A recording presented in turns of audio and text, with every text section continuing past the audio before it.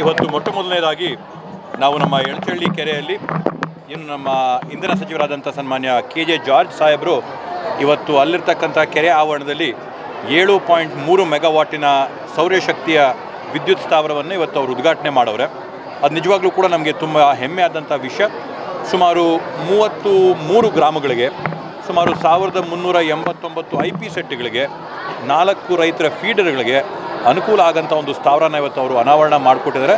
ನಾವು ಅವ್ರಿಗೆ ಸದಾ ಚಿರಋಣಿಯಾಗಿರ್ತೀವಿ. ಹೊಸಕೋಟೆ ತಾಲೂಕಿಗೆ ಅಂಡರ್ಗ್ರೌಂಡ್ ಕೇಬಲ್ ಕೊಟ್ಟಿದ್ದಾರೆ, ಸೋಲಾರ್ ಪಾರ್ಕ್ ಕೊಟ್ಟಿದ್ದಾರೆ, ಎಲ್ಲ ವಿದ್ಯುತ್ತಿನ ಸಬ್ಸ್ಟೇಷನ್ಗಳನ್ನ ಮೇಲ್ದರ್ಜೆಗೆ ಏರ್ಸೋಕ್ಕೆ ಅನುವು ಮಾಡಿಕೊಟ್ಟಿದ್ದಾರೆ. ಅದರಿಂದ ಕರ್ನಾಟಕ ರಾಜ್ಯ ಸರ್ಕಾರಕ್ಕೆ, ಮಾನ್ಯ ಮುಖ್ಯಮಂತ್ರಿಗಳಿಗೆ, ಉಪಮುಖ್ಯಮಂತ್ರಿಗಳಿಗೆ ಮತ್ತು ಇಂಧನ ಸಚಿವರಿಗೆ ನಾವು ಮನಸ್ಪೂರ್ವಕವಾದಂಥ ಧನ್ಯವಾದಗಳನ್ನ ಈ ಸಂದರ್ಭದಲ್ಲಿ ನಾವು ಕೋರಬೇಕಾಗುತ್ತೆ. ಅದರ ಜೊತೆಗೆ ವಿಶೇಷವಾಗಿ ನಮ್ಮ ಒಂದು ಉದ್ದೇಶ ಇರ್ತಕ್ಕಂಥದ್ದು ಏನಂದರೆ, ಸಮಾಜ ಕಲ್ಯಾಣ ಆಗಬೇಕು, ಗ್ರಾಮದಲ್ಲಿರ್ತಕ್ಕಂಥ ಕಟ್ಟ ಕಡೆ ಪ್ರಜೆಗೂ ಕೂಡ ಅನುಕೂಲ ಆಗಬೇಕು ಅನ್ನೋಂಥ ಒಂದು ನಿಟ್ಟಿನಲ್ಲಿ ಸರ್ಕಾರಿ ಶಾಲೆಗಳ ಸಬಲೀಕರಣ ನಾವೇನು ಮಾಡ್ಕೊಳ್ತಾ ಬರ್ತಾ ಇದ್ದೀವಿ. ಅದರಲ್ಲಿ ಒಂದು ಮಹತ್ತರವಾದಂಥ ಹೆಜ್ಜೆ ಇವತ್ತು ನಾವು ವೋಲ್ವೋ ಸಂಸ್ಥೆಯ ಒಂದು ಸಹಕಾರದೊಂದಿಗೆ ಇಟ್ಟಿದ್ದೀವಿ.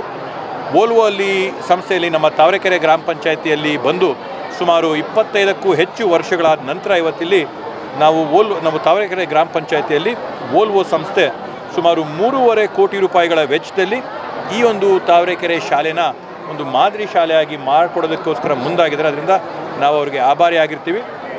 ಬರೀ ಮಕ್ಕಳಿಗೆ ಪಾಠ ಹೇಳ್ಕೊಟ್ರೆ ಸಾಲದು, ಸಮಗ್ರವಾದಂಥ ಅಭಿವೃದ್ಧಿ ಆಗಬೇಕು, ಎಲ್ಲ ರೀತಿಯಲ್ಲಿ ಕೂಡ ಮಕ್ಕಳ ಬೆಳವಣಿಗೆ ಆಗಬೇಕು ಅನ್ನೋ ನಿಟ್ಟಿನಲ್ಲಿ ಬರೀ ಶಾಲೆ ಕೊಠಡಿಗಳಲ್ಲ, ಇಲ್ಲಿರ್ತಕ್ಕಂಥ ಸ್ಟೇಡಿಯಮ್ಮು, ಮಕ್ಕಳಿಗೆ ಆಟ ಆಡೋಕ್ಕೆ ಪೀಠೋಪಕರಣಗಳು, ಕ್ರಿಕೆಟ್ ಆಗಿರ್ಬೋದು, ವಾಲಿಬಾಲ್ ಆಗಿರ್ಬೋದು, ಈ ಎಲ್ಲ ವ್ಯವಸ್ಥೆಗಳನ್ನು ಕೂಡ ಸೇರಿ 3.5 ಕೋಟಿ ರೂಪಾಯಿಗಳ ವೆಚ್ಚದಲ್ಲಿ ವೋಲ್ವೋ ಸಂಸ್ಥೆ ಇವತ್ತು ನಮಗೆ ಅಭಿವೃದ್ಧಿ ಮಾಡಿಕೊಡ್ತಾ ಇದ್ದಾರೆ.